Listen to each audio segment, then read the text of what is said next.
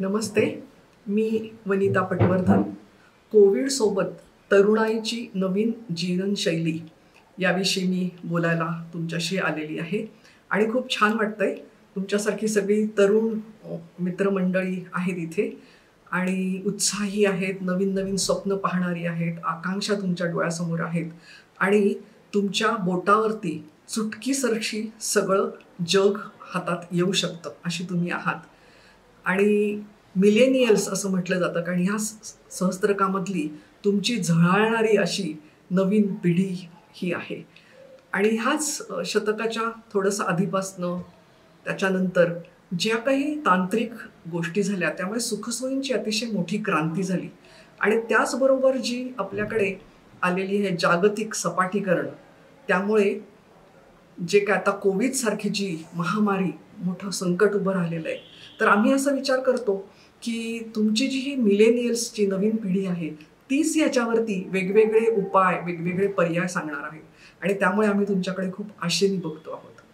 मी जी बोलणार आहे ते 3-4च मुद्दे मुख्यतः बोलणार आहे की ह्या ज्या कोविड सोबतच्या नवीन जीवनशैलीमध्ये कसं सामोरं जायचं, कारण अशा कठीण परिस्थितीमध्ये सामोरं जाण्याच्या ज्या वेगवेगळ्या पद्धती आहेत त्याची थोडक्यात माहिती घेऊया आणि नंतर भावनांच्या विषयी मी जास्त बोलणार आहे. भावनांची प्रगल्भता, अंतःप्रेरणा, स्वनियंत्रण केंद्र आणि सगळ्यात शेवटी स्वतःवरची तुमचा भरोसा असावा असं मी आवाहन करणार आहे. तर कोविड सोबतची जी नवीन जीवनशैली आहे त्या बाबतीमध्ये 2 प्रकारांनी आपण सामोरे जातो. एक म्हणजे पहिल्यांदा असं होतं की नकारात्मक दिशा की ज्याला आपण म्हणू अयोग्य पद्धती, माल ॲडॅप्टिव्ह कोपिंग स्ट्रॅटेजीज असं त्याला म्हणता येईल, की अज्ञान आहे, अजाणतेपणा आहे, माहितीच घेतलेली नाहीये, जी काय परिस्थिती आहे ती नाकारायची, दुर्लक्ष करायचं, टाळाटाळ करायची, पुढे ढकलायचं, नंतर इतरांना दोष देणं म्हणजे सरकारने असं केलं नाही, त्यांनी तसं केलं नाही असं करायचं, आपण मात्र त्यातनं बाहेर पडायला काहीच प्रयत्न करायचे नाहीत. नंतर केवळ तोच विचार करत राहायचा की हे असं आहे ते तसं आहे, म्हणजे आता दूरदर्शनवरती आपण पाहत राहतो त्यामुळे तसं होतं. आणि काही वेळेला भावनांचा, नकारात्मक भावनांचा उद्रेक होणं, ही सगळ्या गोष्टी अयोग्य आहेत. मग योग्य कुठल्या आहेत त्याच्याकडे आता प्राधान्याने आपण बोलूयात. पहिलं म्हणजे की जी परिस्थिती आहे त्याच्यामध्ये पूर्ण बदल करणं. आता पूर्ण परिस्थितीत तर आपण काही बदल करू शकत नाही होतो, त्यामुळे तो आजच्या कोविडग्रस्त क्रायसिसमध्ये, संकटामध्ये तो आपल्याला थोडासा बाजूला ठेवायला लागेल. जे जे होत आहे ते बघत राहायचं आणि त्या दृष्टीने आपण पुढे जायचं किंवा थेट उकल करायची की ह्या विषाणूला मारूनच टाकायचा, नायनाटच करायचा, तेही आपल्याच्यानी काही होत नाही कारण तो तसा काही मरत नाहीये. आणि मग आपण वेगवेगळे उपाय शोधतो आहोत. तर हे बाहेरचे उपाय चालूच आहेत, त्यावेळेला आपल्याला स्वतःकडे लक्ष देणं हे आपल्या हातात आहे, ते आपल्या नियंत्रणामध्ये आहे आणि त्यामुळे स्वतःवरती काम करणं हा सगळ्यात मोठा आपला मार्ग असतो की जो आपल्याला सुयोग्य मार्ग या कोविड सोबत नवीन जीवनशैलीमध्ये जाण्याचा असा आहे. आणि त्यामधले मी मगाशी म्हटलं तसे 3 मुद्दे आपण एक एक घेत राहूया. तर पहिला जो आहे तो स्वतःवरती काम करणं म्हणजे आत्मशोध करणं. त्याचे अनेक तंत्र आहेत, अनेक मंत्र आहेत आणि त्याच्या आधारात हे करू शकतो आपण. माझी स्वतःची वैशिष्ट्य कोणची आहेत, माझं बलस्थान कुठलं आहेत, माझ्या आवडीनिवडी कुठल्या आहेत, असं सगळं बघता बघता नव्या संधींचा शोध, नव्या पर्यायांचा शोध हेही घेत राहायचं आणि त्यावेळेला माझ्यातल्या कमतरता, माझ्यातल्या त्रुटी कुठल्या कुठल्या आहेत त्या मान्य करत पुढे जायचं. आणि हे सगळं करत असताना भूतकाळाची शिदोरी चांगल्या गोष्टी बरोबर ठेवायच्या, भविष्य काळातली आशा जवळ ठेवायची आणि वर्तमान काळामध्ये सतत कार्यरत राहायचं. असं सगळं आपल्याला करत राहावं लागणार आहे या नवीन जीवनशैली आत्मसात करण्याच्या प्रक्रियेमध्ये. आता जेव्हा मी म्हणते भावनिक प्रगल्भता, तर त्यामध्ये आपण 2-3 गोष्टी बघूयात की भावनांचं स्वरूप कसं आहे. तुम्ही म्हणाल की ताई आम्हाला तुम्ही हे काय सांगता, पण वस्तुस्थिती अशी आहे की तुमच्या माझ्यासारख्यांना सुद्धा माझ्या भावनांची जाण व्यवस्थित असतेच असं नाही, कारण त्याचं स्वरूप माहिती नाही आहे. स्वरूप काय आहे भावनांचं, की अनेकानेक भावना आहेत, त्यांची विशिष्ट वैशिष्ट्ये आहेत आणि भावनांच्या मुळेच आपण बोलतो आणि वागतो, म्हणजे चालक ह्या आपल्या मागच्या भावना आहेत. नंतर त्याचे परिणाम, त्याची कारणं ही पण अशी दूरवर अशी लपलेली असतात किंवा समोर दिसत असतात. या भावनांचं मापन पण होऊ शकतं, कारण त्याचे जे 3 गुणधर्म आहेत ते आपण लक्षात घेतले पाहिजे. कुठले 3 गुणधर्म आहेत? तीव्रता, म्हणजे कमी जास्त तीव्रता असते, म्हणजे मला आता थोडीशी चिडचिड आहे, मग राग आहे, मग संताप आहे, ही ती तीव्रता वाढत गेलेली ती आपल्याला कळतीये का? हा एक भाग आहे. दुसरा म्हणजे वारंवारता. एखादी भावना किती वेळा येते, आनंद, प्रसन्नता, समाधान, हे मी किती काळ आहे माझ्यामध्ये, ही वारंवारता, फ्रिक्वेन्सी आपण म्हणू शकतो. आणि तिसरं म्हणजे कालावधी, किती वेळ ती भावना टिकते. तर आपण म्हणतो ना, काही माणसं हसरी आहेत, आनंदी आहेत, काही माणसं रागीट आहेत, म्हणजे ती जास्त काळ त्यांच्याकडे ती भावना राहते. त्यामुळे हे मापन सुद्धा भावनांचं शक्य आहे आणि ते आपण करत राहिलं पाहिजे, की माझ्यातल्या कुठल्या भावना आहेत त्याचं विश्लेषण करणं आणि त्याचं विकसन करणं, त्याच्याविषयी प्रशिक्षण घेणं, हे सगळं शक्य आहे. आणि ते पण करण्याची आपल्याला सध्या गरज आहे, कारण वेगवेगळ्या प्रकारच्या आपल्यामध्ये भावना आहेत. मुख्यतः आत्ताच्या ज्या आपल्या मनामध्ये भावना आहेत त्या पाहिजेत आपल्याला, ज्या कुठल्या, त्या संयम पाहिजे. तुम्ही जी तरुण मुलं मुली आहात तर त्यांना झटक्यासरशी, चुटकीसरती, इन्स्टंट असं सगळं हवं असतं, कारण मिळत आहे सगळं भोवताली, लगेच मिळतं. अगदी कुठल्या वस्तू आपण अगदी सीमापार कुठून तरी परदेशात आणायच्या असल्या त्याही 2 दिवसामध्ये घरी येतात. हे सगळं तुम्ही अनुभवलेलं आहे गेल्या 20-25 वर्षांमध्ये. आमच्या पिढीने ते काही अनुभवलेलं नाही आहे. तर आता ते शक्य होत नाही आहे या कोविडग्रस्त परिस्थितीमध्ये. त्यामुळे संयम बाळगण्याची गरज आहे. आनंद, समाधान, प्रसन्नता, आशावाद, हे सगळं तुम्हाला जोपासायला पाहिजे. पण याला छेद देणाऱ्या कुठल्या कुठल्या भावभावना सध्या आहेत. अनिश्चितता आहे, काय कुठे होणार कळत नाहीये, असहाय्यता आहे, निरनिराळ्या प्रकारचे ताण आपल्या मनामध्ये आहेत आणि उदासीनता वाटते, भविष्याची चिंता, ह्या सगळ्यावरती आपल्याला मात करायला पाहिजे. आणि म्हणून आपण 3 गोष्टींच्याकडे जास्त लक्ष देऊया. तर आता जी प्रगल्भता जी आपल्याला वाढवायची आहे त्याच्यासाठी मगाशी म्हटलं तसं स्वतःच्या भावनांची जाण, त्रयस्थपणे ते पाहत राहणं, त्याचं मोजमाप करणं, त्याच्यामध्ये काही बदल हवा आहे का तर तो प्रयत्नपूर्वक करायचे, त्याचे पण तंत्रमंत्र आपली पुष्कळ आहे. आणि विधायक परिणाम करणाऱ्या भावना जास्ती काळ, जास्ती तीव्रतेने आणि नेहमी आपल्या मनात कशा येतील असा तो प्रयत्न करणं. इतरांच्या भावना जाणून घेणं, इतरांच्या म्हणजे अगदी निर्जीव वस्तूंच्या सुद्धा, सजीवांच्या सुद्धा, आणि ह्याला आपण प्रगल्भता असं म्हणू शकू. साहित्यामधल्या सुद्धा भावना अनुभवणं, हा सगळा भावनांच्या प्रगल्भतेकडचा प्रवास आहे. आता ह्याच्यामध्ये एक धोक्याचा इशारा मला द्यावा असं वाटतोय, की हे आपण स्वतः काम करत असतो, पण कधी कधी स्वतः पुरत नाही, इतरांची मदत लागते. केव्हा? तर ज्या वेळेला आपला दिनक्रम सुरळीत होतच नाही, अनेक दिवस वारंवार होत नाही, ठरवलेली कामं अनेकदा पूर्ण होत नाही, अनेकदा अपयश येतं, किंवा शारीरिक अस्वास्थ्य खूप नव्याने उद्भवतं आणि इतर माणसं आपल्याविषयी सारख्या तक्रारी करतात.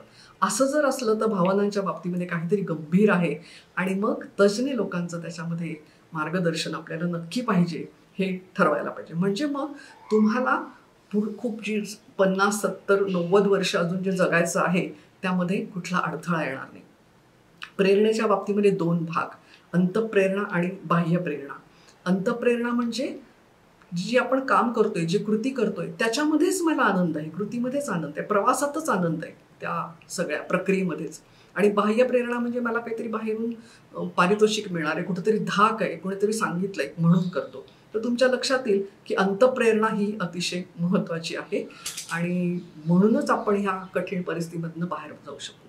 दुसरा मुद्दा आहे तो स्वनियंत्रण केंद्र, त्याला आपण लोकस ऑफ कंट्रोल म्हणतो. याविषयी सुद्धा खूप संशोधन झालेलं आहे. तर त्याच्यामध्ये प्रश्न असा आहे की माझ्या बाबतीतल्या महत्त्वाच्या ज्या घटना घडतात त्यांचं नियंत्रण कुठं आहे, माझ्यामध्ये का बाहेर आहे? माझ्यामध्ये जर असेल तर ती आहे अंतःप्रेरणा, इंटरनल लोकस ऑफ कंट्रोल, आणि ते आंतरिक प्रेरणेशी जोडलेलं आहे.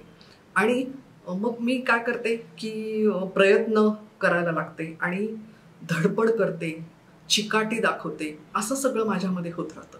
आणि जर का मी मला असं वाटत असेल की माझं नियंत्रण केंद्र जे आहे ते बाहेर आहे, म्हणजे काय, नशीब, योगायोग, ग्रहतारे, इतरांचं वागणं, ह्यांनी तसं केलं वगैरे वगैरे, माझ्या आईवडिलांनी मला असं केलं, त्यांचा हा निर्णय वगैरे वगैरे, असं होत राहिलं की ते नियंत्रण केंद्र पूर्ण बाहेर आहे. आणि दैववाद तो जास्ती आहे. पहिला आहे तो प्रयत्नवाद, आताचा आहे दैववाद. तुमच्या लक्षात येईल की कठीण परिस्थितीमध्ये स्वतःलाच पुढे जायचं असतं, लढायचं असतं. आणि त्यामुळे आंतरिक स्वनियंत्रण केंद्र आणि अंतःप्रेरणा ह्या 2 गोष्टी अतिशय महत्त्वाच्या आहेत. आता हे करायचं कसं? खूप गोष्टी सांगता येतील. थोडीशी यादी, थोडीशी सूची आता वाचते. मग अशी मी उल्लेख करतो तसा स्वोट अनालिसिस, स्ट्रेंथ्स, वीकनेसेस, अपॉर्च्युनिटीज आणि थ्रेट्स, म्हणजे माझ्यामधली बलस्थानं, वैशिष्ट्य, मला पेलावी लागणारे आव्हानं आणि मला येणारे चॅलेंजेस, ह्या सगळ्या गोष्टी, धोके कुठले कुठले हे जाणून घ्यायचं आणि माझी जी वैशिष्ट्ये त्याच्यावरती पकडून पुढे जायचं. समजा मला गाणं येतं आहे, मी तांत्रिक बाबतीमध्ये खूप चांगलं आहे, खेळामध्ये चांगलं आहे किंवा माझं परस्पर संबंध राखणं मला खूप चांगलं आहे, त्या पद्धतीचा अभ्यासक्रम, त्या पद्धतीचं काम, त्या पद्धतीची नोकरी, असं पुढे जाण्याची गरज आहे. एकाग्रता कोणाची जास्त असते, कोणाची प्रतिभा जास्ती चांगली असते, कोणी तर्कामध्ये चांगले असतो. नंतर आणखीन तंत्र बरीच सांगता येतील की दैनंदिनी लेखन असे आहे, मानसशास्त्रीय चाचण्यांचं मापन आहे. आता सध्या एक मी तुम्हाला आवर्जून सांगू शकेन की प्राधान्यक्रमानुसार टू डू लिस्ट, आज मला काय करायचं, उद्या काय करायचं, असं ते करत राहिलं की आपण पुढे जातो, बॉल रोलिंग राहतो. नाही तर मग उदासीनता, काळजी ह्याचा सगळा घेरा आपल्या भोवती पडतो. तर असे काही गोष्टी आहेत आणि प्रशिक्षण पण त्याच्यामध्ये आहे. मी म्हटलं तसं अनेक त्याच्यातली तंत्र आपण किंवा इतर प्रारूप आहेत, मॉडेल्स ज्याला आहेत म्हणतो. इमोशनल इंटेलिजन्सचं मॉडेल आहे, नुसत्या भावनांच्या व्यवस्थापनाचं मॉडेल आहे, त्या आपण अनुसरू शकतो. आता मी तुम्हाला 3 कृती सांगणार आहे करायला आणि त्या कृती करताना ही जी कोविड सोबत राहण्याची जी नवीन जीवनशैली आहे त्याच्यामध्ये तुम्हाला जाता येईल. पहिली कृती अशी आहे की पूर्वी यशस्वीपणे एखादा खूप खूप कठीण प्रसंग तुम्ही कशा पद्धतीने पार केलात ते आठवायचं आणि त्यावेळेला मी काय केलं विशेष ते आठवायचं, ते लिहायचं आणि ते मला आत्ता करता येते का. उदाहरणार्थ एखाद्या नोकरीमधनं मला नाकारलेलं आहे, मग मी काय केलं, माझा CV सुधारला, छोटंसं जास्तीचं प्रशिक्षण घेतलं, कुठल्या तरी परीक्षेमध्ये नापास झालो किंवा कमी मार्क मिळाले, मग मी अभ्यास कौशल्य वाढवली, कोणाच्या तरी भांडणं फार मोठ्या प्रमाणावरती झाली होती, त्याच्यातनं बाहेर पडण्यासाठी मग मी माझ्या भावनांवरती नियंत्रण आणलं. हे काय केलंय ते आता वापरायचं. तर तुम्ही ती सूची कराल, तुम्ही यादी कराल असं मी म्हणते. दुसरी एक कृती मी तुम्हाला सांगते, ती आता सगळ्यांना माहिती पण असेल की माझ्या नियंत्रणातल्या गोष्टी कुठल्या, माझ्या नियंत्रणाबाहेरच्या कुठल्या आणि अनिश्चित कुठल्या. तर अशा 3 एकात एक बसणाऱ्या डब्या घेतलेल्या आहेत जणू काही, आणि सगळ्यात आतली डबी आहे त्याच्यामध्ये चिठ्ठ्या टाकायच्या की अनिश्चित कोणकोणत्या गोष्टी आहेत, की लस केव्हा येणार आहे काय माहिती नाही, माझा अभ्यासक्रम सुरू केव्हा होणार आहे मला माहिती नाही वगैरे वगैरे. त्या चिठ्ठ्या करायच्या, ती डबी बंद करून टाकायची, ती उघडायचीच नाही आपल्याला. नंतर ती डबी आणखीन एका डबीमध्ये घालायची की ज्याच्यामध्ये माझ्या नियंत्रणात नसलेल्या गोष्टी कुठल्या, म्हणजे मला प्रवेश मिळालाच पाहिजे किंवा माझी उंची 2 इंच वाढली पाहिजे, काय असेल ते. तर त्या अशा अनेक चिठ्ठ्या टाकायच्या, ती पण डबी बंद करायची. आणि मग बाहेरची मोठी जी डबी आहे त्याच्यामध्ये मला काय काय करता येणं शक्य आहे त्याची सूची, त्याच्या चिठ्ठ्या करत करत त्या टाकायच्या आणि ती चिठ्ठी एक एक घ्यायची आणि ते करत राहायचं. त्यामुळे आपण ह्या कठीण परिस्थितीला नक्की सामोरं जाऊ शकतो. तिसरी कृती मी तुम्हाला अशी सांगणार आहे की लिहित राहायचं की येत्या महिन्यामध्ये मोठी झेप घेण्यासाठी मी निश्चितपणे करीन अशा कोणत्या गोष्टी. एक वाक्य लिहायचं, दुसरं वाक्य लिहायचं, अशी 2, 4, 5 अशी वाक्य लिहायची आणि दटून राहायचं, ती वाक्य पूर्ण करायची. अशा पद्धतीने मी तुमच्याशी बोललेली आहे. मुख्यतः या परिस्थितीला सामोरं जायचंच आहे आणि सुयोग्य पद्धत आजमावायची आहे आणि त्याचबरोबर प्रगल्भ भावना, अंतःप्रेरणा आणि स्वतःतलं आंतरिक स्वनियंत्रण केंद्र हे जपायचं आहे आणि याच्या आधारावरती आपल्याला स्वतःला भरोसा ठेवत पुढे जायचं आहे. त्याच्यासाठी ती कविता एक मी म्हणणार आहे बरं का. कविता अशी आहे, हाय काय अन नाय काय. फार पूर्वी अशा पद्धतीचं एक काव्य फिरत होतं, त्याच्याच आधारावरती मी केलेलं आहे. हाय काय नाय काय, अरे सोनू अगं सोनू तुझा स्वतःवर भरोसा नाही काय. अगं सोनू अरे सोनू तू स्वतःवर काही काम करणार नाही काय. जरा तुम्हाला डिवचल्यासारखं केलंय बरं का. मग तुम्ही म्हणताय काय काय, नंतर अगं सोनू अरे सोनू तू स्वतःवर भरोसा ठेवणार नाही, तू स्वतःवर भरोसा ठेवणार आहे ना. अगं सोनू अरे सोनू तू स्वतःवर काही काम करणार आहे ना. मग तुम्ही म्हणताय हाय हाय, चिंता भीती उदासी वलांडणार काय, म्हणजे ओलांडणार काय. तुम्ही म्हणताय वय वय, जोखमीला हसून तोंड देणार काय. व्हाय व्हाय, होकाराच्या वाटेनं चालणार काय. व्हाय व्हाय, लोक तुझ्यावर भरोसा ठेवणार काय. व्हाय व्हाय, आम्ही तुमच्याकडे आशेने बघतोय. हा मी सोनू माझा स्वतःवर भरोसा हाय हाय. हाय काय आणि नाही काय. मी सोनू माझा स्वतःवर भरोसा हाय हाय. असा स्वतःवर भरोसा ठेवत पुढचा प्रवास चालू ठेवायचा. आणि सगळ्यात शेवटी एक संदेश आहे की आय कॅन डू इट, त्याच्यातला नॉट आहे तो कापून टाकायचा आणि स्वतःवरती भरोसा ठेवून पुढे जायचे. सगळ्यांना मनपूर्वक धन्यवाद. माझा ईमेल ॲड्रेस आहे, केव्हाही तुम्ही संपर्क साधू शकता. नमस्ते.